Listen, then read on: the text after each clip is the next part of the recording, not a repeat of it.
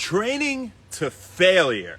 Is it any better than lifting that same heavy weight and not going quite to failure?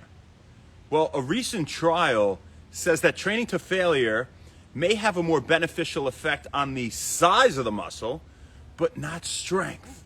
And that is very, very fascinating. So let's talk about this study. Let's talk about how this relates to previous research, if everything's kind of in line here. And it's super interesting, so stay tuned for this one, you guys, if you like to work out or if you're thinking about it, right? This was a meta-analysis of 55 randomized controlled trials involving 1,500 people that they had trained with a weight that was 72% of their 1 rep max. So that's 72% of what they could do for 1 rep, right? So relatively heavy here. And they had them do 5 sets per workout, 2 workouts a week for 8 weeks on average. Because remember, this is a meta-analysis of 55 randomized controlled trials. They did vary slightly, right, in their exercise regimens. And the results showed that after the 2 months, there were increases in muscle size in those who trained to failure, but not in muscle strength. So very, very interesting. And why might this be? Well, this goes in line with previous research, actually a trial that we referenced this past week at When Wellness that just came out, that showed that those in the geriatric population ranging in ages from 64 to 75 that trained at 70 to 85% of their 1 rep max, so that was 8 to 12 reps, but not those who trained with moderate resistance training at 50 to 60% of their 1 rep max, so 10 to 18 reps, a bunch of junk reps, right? Had long-lasting effects, positive effects on strength, and that was regardless of them training to failure or not.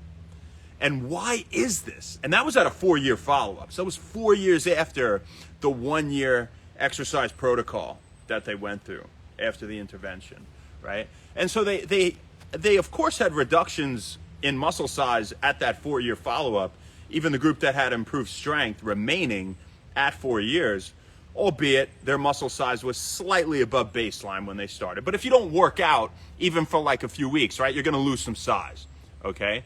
But why do people have man strength, right?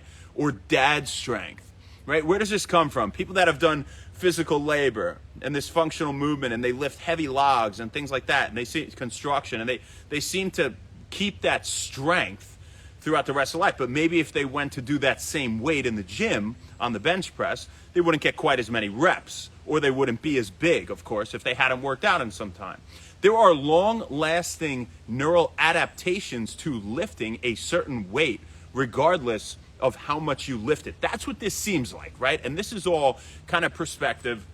You know, we're not exactly sure of that, but a few trials are now showing that this may very well be the case, right? So once you experience lifting that heavy weight, basically your brain and your nervous system are now communicating with your muscle fibers in a way that say, okay, we recognize that weight, we felt that, okay? And we're gonna make adaptations at the level of the neuromuscular junction, so where the nerve meets the muscle fibers, right? And more specifically, mechanistically, probably increasing number of acetylcholine receptors, increasing motor unit recruitment. What is a motor unit? Well, a motor unit is basically a nerve that goes there and branches and all the muscle fibers it controls, right? And so if you have more motor units, you have more different branches of nerves controlling more muscle fibers, recruiting more muscle fibers, really and simple, to lift something, right? And overall enhanced neuromuscular communication. And so it's so fascinating, but it does make some sense, right? Now, I've seen this personally myself working out over the years, where if I trained to failure, right, and now with the weight that I can lift, you know, if I go to failure, I notice, okay, I can build some size. And it becomes harder and harder to continually build the size, right? Because then you have to get closer to failure with what seems like heavier weight, right? And another thing that you could take into account with size is time under tension with a heavy weight, right? At least 60% of your 1 rep max, a lot of the research says, but going down slow at the end of the workout, right? Slow eccentric movements, you know, holding heavy weights, stuff like that, especially slow eccentric. Eccentric is the strongest portion, or it builds the most hypertrophy, you know, regarding a lift, right? The weight down of a squat, the weight down of a curl, the weight down on the bench. And that's something that I would do at the end of the workout to try to promote some hypertrophy, right? I wouldn't do that in the beginning because it would take all my energy away and decrease my performance. I wouldn't be able to lift the heavy weight for the same amount of reps on my second set if I did the first set going like this, real slow, right? Up, real slow down, right? So it's very, very fascinating because I've seen that in myself. I go closer to failure and it seems like I'm building more muscle, eating the same stuff, right? But if I don't go quite as close to failure, which I almost never do, right? I love training in failure. We preach it all the time here at Win Wellness.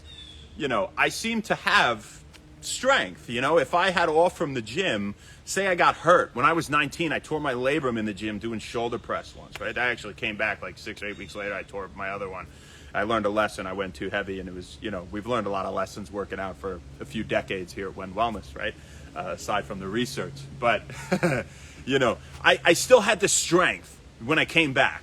I just didn't seem to have the stamina, right? I couldn't do it as many times, but it was like my body recognized that weight. It was like, we remember this and we can lift this again. And there might be some slight reductions in strength if you take a bunch of time off and you go to lift, but it's remained relatively consistent for me, even in periods of my life like that. So very, very fascinating, I thought. That's what we got for you guys today. Hope you have a great day.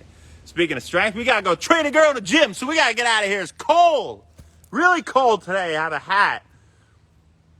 Didn't have it on. I had to go get one before the video so I'd be comfortable, you guys. Because you want to be comfortable and happy when you talk to people about research and things, or when you do anything, so that you do the best job. Sapar, what's up? Haley, how you doing? TC, it's Sabia, baby. How you doing, pretty girl? Happy today. Happy today to you. Sabia, it's so funny that I sing to you every day. I just have to do it now. You're the best. James Costos, hope you're feeling good today. Ash, what's up, baby girl? How you doing? What's up, what's up? VL, Aaron, the Canny, A.L. Housen, and Raven Lifts, as for now. So we got for you, folks. We'll see you tomorrow, baby. Not sure where, not sure when, but we'll see you then. Have an amazing rest of your day. Thank you very much, and happy Win Wellness. We'll see you.